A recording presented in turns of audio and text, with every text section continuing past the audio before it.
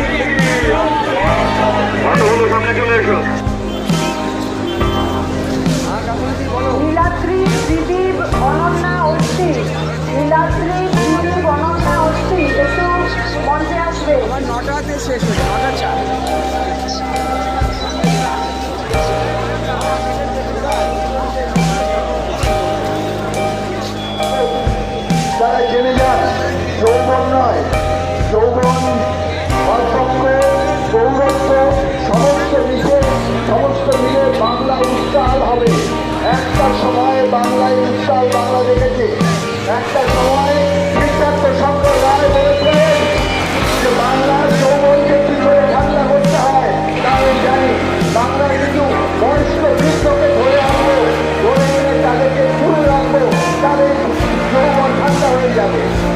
সিদ্ধার্থ শঙ্কর রায়ের প্রথম কাজ হয়েছিল বিরাটবাদ থেকে আক্রমণ করা, এবং সেখানে তাপস সেনের চাষা হয়ে গেল, সমাজ হয়ে আহত হলেন। তারপর দেখা গেল সমস্ত মানুষ একসঙ্গে বেরিয়ে এলো, বৃদ্ধ থেকে শুরু করে যৌবন পর্যন্ত এক অদ্ভুত ঘটনা বাংলার ইতিহাস তৈরি করলো সেটি। তার ফলে আমরা মনে করি এই যে কিছুদিন আগে আমরা আন্দোলন করলাম যে একাডেমি চত্বরে কেন গেরুয়া রং করা হবে তার জবাব চাইলাম, এবং জবাবের উত্তরে আমরা সমস্ত যারা প্রবীণ এবং নবীন তারা একসঙ্গে মুসলিম করে আমরা একটা প্রস্তাব দিলাম। সেই প্রস্তাবের প্রেক্ষিতে আমাদের সঙ্গে বসতে চাইলেন কর্তৃপক্ষ, এবং যারা বসতে চাইলেন তারা বললেন যে 15 দিনের মধ্যে এটা প্রস্তাব করে দেওয়া হবে। 15 দিন শেষ হয়নি, আগামী 2 তারিখে শেষ হচ্ছে। তারপরে যদি কোনো কিছু না হয় তাহলে আমরা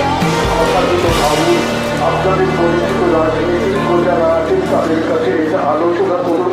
আমার মনে হয় অনতিকাল পরে এর জন্য আরো বড় আন্দোলন তৈরি করতে হবে। ধন্যবাদ।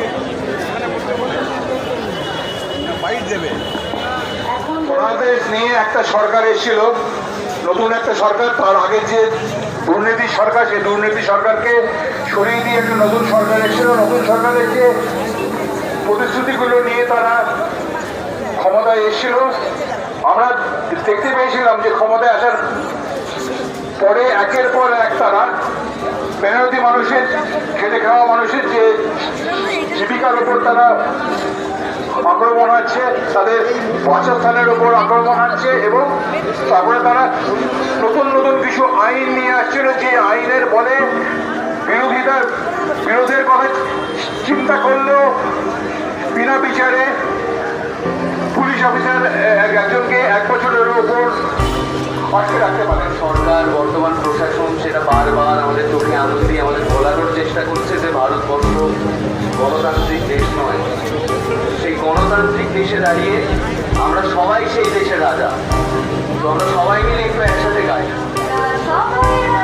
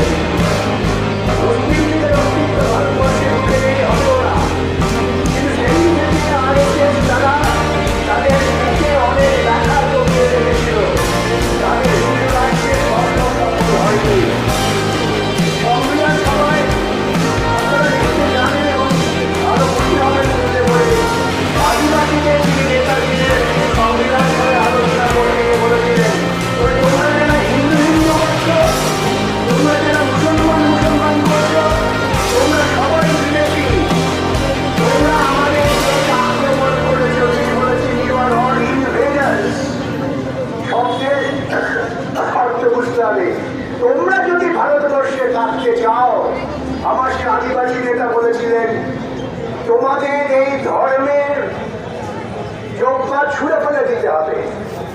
আমরা ভারতবাসীরা, আদি ভারতবাসীরা একে অপরকে ভালোবাসি। আমরা গাছকে পুজো করি, আমরা পাহাড়কে পুজো করি, আমরা নদীকে পুজো করি, আমরা প্রকৃতিকে ভালোবাসি। প্রকৃতির মধ্যে আমরা বেড়ে উঠেছি। ভারতবর্ষে থাকতে গেলে তোমাদের মানুষের সঙ্গে গণতান্ত্রিক মূল্যবোধ নিয়ে থাকতে হবে। এই কথা আমার কথা নয়, বহুদিন আগে সংবিধান সভায় বলেছিলেন যে আদিবাসী নেতা। ভারতবর্ষে হিন্দু রাষ্ট্র হয়নি, অনেক চেষ্টা করেছিলেন ওরা। ওদের সবচেয়ে বড় হিন্দু প্রবক্তা শেষ পর্যন্ত করতে বাধ্য হয়েছিলেন রবীন্দ্রনাথ শেখ, যে আমরা বৈদিক যুগে ফিরে যেতে চাই না। দীর্ঘায়িত করবো না। আজকে আমরা সবাই এখানে সমবেত হয়েছি একটা বিজয় উৎসব পালন করতে, এবং সেই উৎসব যে আমাদের নতুন প্রজন্মের ছাত্র যুবরা সারা ভারতবর্ষের সমস্ত শহরে এবং প্রাণকেন্দ্রতে তারা যে প্রতিরোধ গড়ে তুলেছেন শাসক শক্তির বিরুদ্ধে, এবং অন্ততভাবে সফল হয়েছেন তাদের দাবি আদায় করতে, তাদের সমর্থনে আমরা রয়েছি। সেই কথা বলার জন্যই আজকের সভা, এবং আপনারা সবাই এসেছেন। এই কথাগুলো যখন বলছি যে আজকে নতুন প্রজন্ম যাদের বলা হচ্ছে ইত্যাদি ইত্যাদি, স্বাধীনতার ঠিক আগে আমার আর এক কবির কথা মনে পড়ে যাচ্ছে। আর যেহেতু সংস্কৃতি কর্মী সুতরাং সেই দৃষ্টিকোণ থেকেই আমি বিষয়টাকে দেখছি।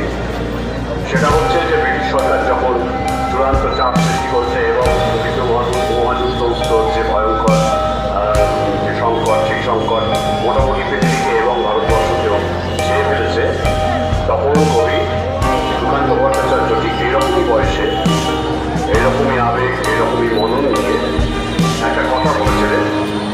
সেটা হচ্ছে হে মহামানব আর এ কাব্য।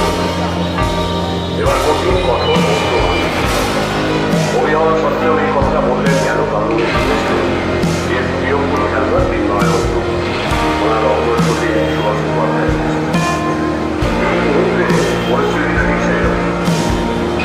আর প্রিয় ফুল খেলবার দিন নয়। বিশিষ্ট অভিনেতাও আমাদের সকলের পরিচিত চন্দন সেন। না, কোনো বক্তব্য নয়। আমরা নিজেরাই নিজেদের সবাইকে ধন্যবাদ জানাই। অনেক মানুষ এসেছেন, দূর দূর থেকে এসেছেন, কিন্তু এসেছেন। আমরা যাতে একজন না হতে পারি তার জন্য ভয় দেখাচ্ছে। কেউ বলছেন টাকা ভেঙে দেবো মন্ত্রী, কেউ বলছেন এমন মানবো যে বাড়ি ছেড়ে থাকে কোনো হাসপাতালের থেকে বাড়িতে কাটিয়ে যেতে হবে, তারপরে কেটে টুকরো টুকরো করে দেবো, ইত্যাদি ইত্যাদি চলছে। এবং একটা জিনিস শুধু এদের মাথায় ঢুকছে না, পা বেশি করে ঢুকেছে বলেই করছে। 14 বছর কোটি কোটি টাকা দিয়ে যে ভয় দেখানোর খেলাটা তৈরি করেছিল এই দেশের 18 থেকে 40, সেই ভয় আর পায় না, এবং পায় না বলেই এরা ভয় পেয়েছে। আমরা যদি এখন পিছিয়ে যাই তাহলে এই বাচ্চাগুলোর সঙ্গে বিশ্বাসঘাতকতা করব। সুতরাং আমাদের প্রতিদিন প্রতি মুহূর্তে এই বাচ্চাগুলোর জন্যই রাস্তায় থাকতে হবে, এবং এদেরও, ওই বাচ্চাদেরও বোঝাতে হবে যে আমরাও ভয় পাইনি, আমরা আছি, পেছনে দাঁড়িয়ে আছি। গতদিন দেখলাম সাংবাদিক নিগ্রহের জন্য সাংবাদিকরা মিছিল করছেন।